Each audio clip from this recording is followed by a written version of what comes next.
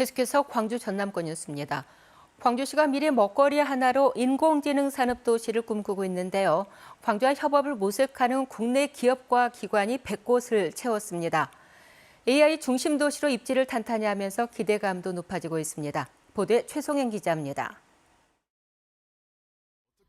인공지능 분야 국내 최고 기업으로 꼽히는 카카오에서 AI 기술 조직이 분사해 만든 카카오 엔터프라이즈, 업무용 SNS와 무인 고객 서비스 등 인공지능 기업형 서비스와 솔루션을 개발하는 전문 기업입니다. 이 기업이 광주를 주목하고 있습니다. 첨단 3지구에 들어설 국내 최대 규모 데이터 센터와 공공 데이터를 활용한 헬스케어 등 신산업 성장성을 높게 평가한 겁니다. 고도화된 저희의 인공지능 솔루션과 카카오워크 그리고 카카오톡 기반의 서비스들을 융합해서 스마트 헬스케어 서비스 플랫폼의 성공을 위해서 매진할 것입니다. 이처럼 4차 산업혁명의 핵심인 인공지능 분야에서 불모지로 꼽혔던 광주를 보는 시선이 달라지고 있습니다. 지난 2019년 AI 집적단지로 지정된 이후 국내 유망 기업과 관련 기관들의 광주 진출이 잇따르고 있기 때문입니다. 어느새 광주시와 손을 잡은 AI 기업과 관련 기관만 100곳, 61곳은 지역 사무소를 마련했고 근무 인원만 242명에 달합니다. 빅데이터를 중심으로 헬스케어와 보안, 자동차와 로봇 등 그 분야도 다양합니다. 광주는 인공지능 중심 도시를 통해서 광주를 대한민국의 미래로 그리고 인공지능 대표 도시로 만들려고 하는 강한 비전을 가지고 있고 광주시는 오는 2024년까지 AI 산업 생태계를 조성하고 선도기업 등 310곳을 유치해 일자리 창출은 물론 지역 경제의 새로운 패러다임을 만들어가겠다는 목표를 내세웠습니다. KBS 뉴스 최송현입니다. 국제적인 패스트푸드 판매점인 한국 맥도날드가 전남도와 협력해 전남 농산물 구매를 확대하기로 했습니다. 이에 앞서 SPC그룹이 빵 원료에 무한 양파를 사용한 제품 등을 출시하면서 전남 농산물의 소비 촉진에 청신호가 켜졌습니다. 김광진 기자의 보도입니다. 지난 1988년 국내에 첫 매장을 연 한국 맥도날드. 전국 400개 매장을 운영하며 연간 1,700톤의 토마토와 4,200톤가량의 양상추를 사용합니다. 한국 맥도날드와 전라남도가 손을 잡고 앞으로 전남산 양파와 토마토 그리고 양상추 등을 집중 구입해 사용하기로 했습니다. 한국 맥도날드가 지자체와 지역 농산물 공급 계약을 체결한 것은 전국에서 처음입니다. It reconfirms our commitment in supporting local communities, local farmers and bringing beautiful produce to life in our restaurants. And we're excited about the products that we serve today.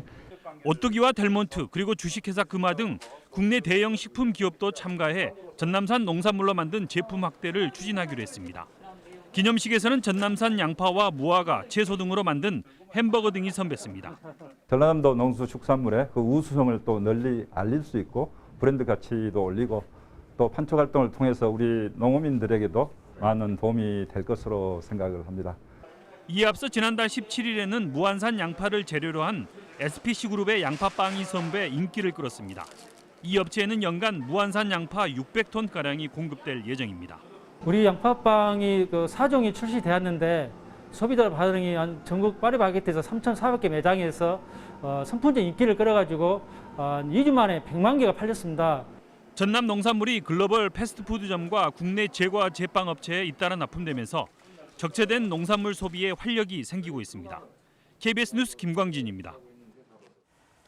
어제 하루 광주에서 23명, 전남에서 21명이 코로나19에 확진된 것으로 집계됐습니다.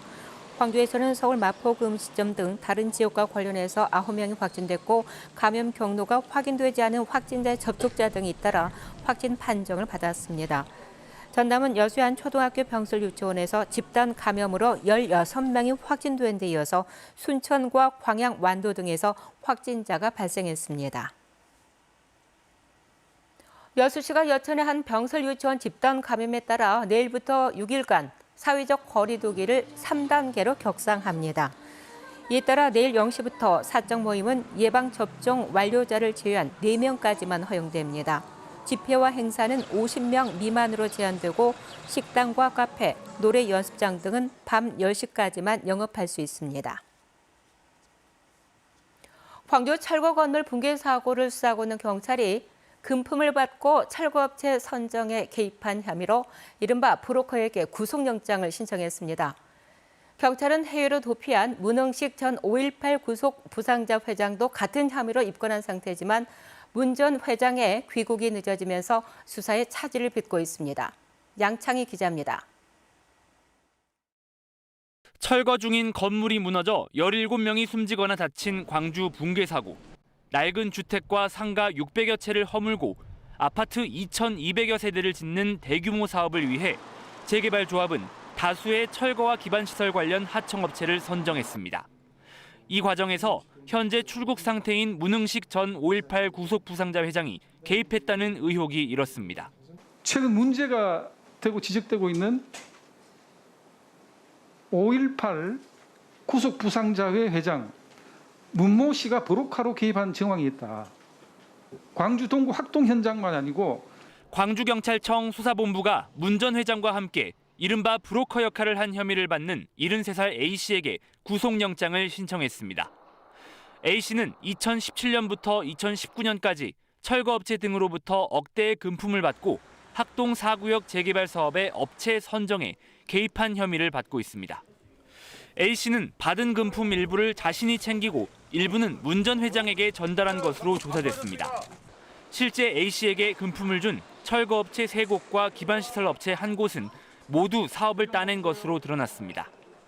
A씨와 함께 변호사법 위반 혐의를 받는 문 전 회장은 붕괴 사고 직후 미국으로 출국해 수사가 진전되지 않는 상황.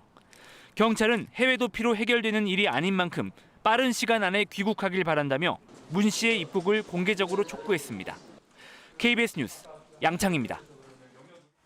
해발 8,047m의 히말라야 브로드피크를 오른 뒤 산을 내려오다 실종된 김홍빈 대장의 수색 작업이 어려움을 겪고 있습니다. 정부는 김 대장을 찾기 위해 파키스탄과 중국 정부의 도움을 요청했지만 현지 날씨가 좋지 않아서 헬기나 구조대 등의 투입이 쉽지 않은 상황입니다. 광주시는 산악연맹 등과 대책위원회를 꾸리고 사고 수습을 지원할 계획이고 외교부도 현지 영사들을 현장에 급파하기로 했습니다.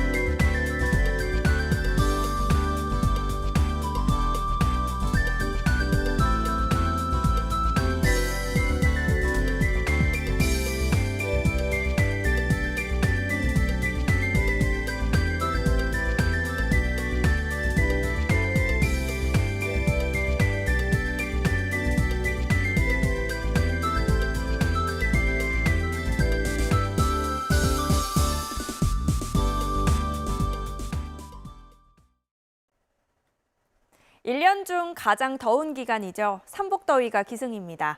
중복인 오늘은 더위가 어제보다도 더 심해지겠는데요. 광주가 어제보다 4도가량 높은 35도까지 치솟겠고 목포가 34도까지 오르며 무더운 날씨가 이어지겠습니다. 현재 일부 도서 지역을 제외한 광주 전남 전 지역에 폭염특보가 발효 중인데요. 폭염경보가 내려진 지역을 중심으로는 35도 이상으로 오르는 곳들이 많겠습니다. 충분한 물과 염분 섭취하시고요. 전남 해역에는 고수온특보도 발효 중인 만큼 피해 없도록 주의를 기울이셔야겠습니다.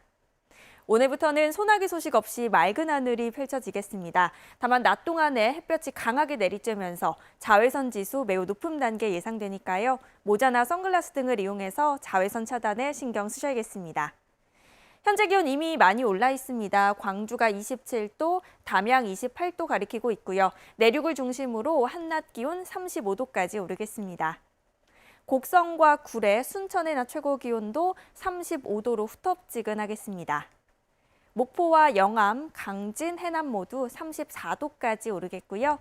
신안을 비롯한 그 외 도서 지역도 30도를 웃돌겠습니다.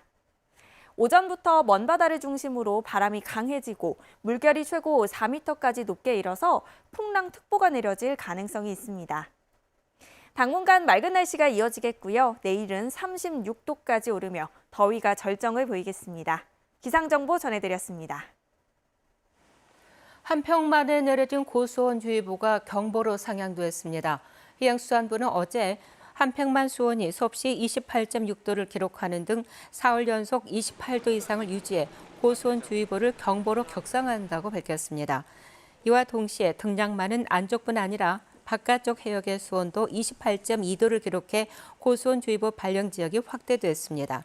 해수부는 올해 고수온 경보가 지난 2018년보다 2주 정도 빨리 발령됐다면서 양식장 관리에 각별한 주의를 당부했습니다. 해남의 한 사찰 스님들이 5인 이상 사적 모임 금지 규정을 어긴 채로 술을 마시고 식사를 했다는 신고가 들어와 방역당국이 사실관계를 확인하고 있습니다. 해남군은 전남 지역에서 5인 모임 금지가 시작된 첫날인 지난 19일 저녁 8시쯤 모 사찰 소유의 숙박시설에서 승려와 일반인 등이 5명 넘게 모여 술과 음식을 먹고 있다는 신고를 받고 방역수칙 위반 여부를 확인하고 있습니다. 해당 사찰의 승려들은 평소 함께 숙식하던 스님들끼리 절 안 숙박시설에서 식사를 한 것뿐이라고 해명한 것으로 전해졌습니다. 나주 SRF 열병합 발전소의 다이옥신 배출량이 양호한 것으로 나타났습니다. 한국지역 난방공사는 지난 6월 10일 발전소 굴뚝에서 다이옥신 배출 여부를 분석한 결과 가중 평균량이 기준 단위당 0.001로 배출 허용 기준의 1%에 그쳤다고 밝혔습니다. 난방공사 측은 다이옥신을 비롯해 대기 배출물질 저감을 위해 여과 집진기 등 6단계 설비가 설치됐다며 올 하반기에도 추가 측정을 통해 주민들의 우려를 해소하겠다고 덧붙였습니다. 목포항 수출입 화물의 원활한 처리를 지원하기 위한 목포신항 항만배후단지가 준공됐습니다. 목포지방해양수산청은 이번에 항만배후단지 조성 사업은 복합물류 제조시설 등이 입주할 수 있는 부지 48만 5천 제곱미터를 조성하는 것으로 국비 452억 원이 투입됐다고 밝혔습니다. 수요일 아침에 함께한 KBS 뉴스를 마칩니다. 감사합니다.